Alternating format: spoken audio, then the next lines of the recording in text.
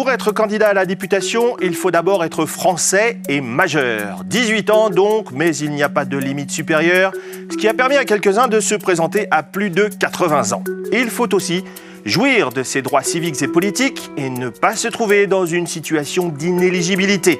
C'est-à-dire ne pas être sous tutelle ou curatelle, ni condamné à la liquidation judiciaire, par exemple. Certaines fonctions administratives ne permettent pas d'être candidat, comme défenseur des droits, préfet encore en poste, fonctionnaire territorial. De même, le président d'une collectivité territoriale ne peut pas se porter candidat. Évidemment, on peut être un homme ou une femme. Pour les partis politiques, la parité des candidats est d'ailleurs devenue une obligation. S'ils ne respectent pas ce principe, la formation peut se voir infliger une amende.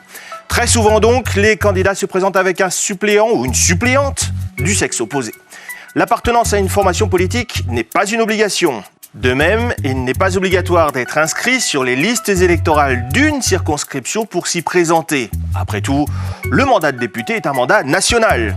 Mais il est interdit de se présenter dans plusieurs circonscriptions en même temps.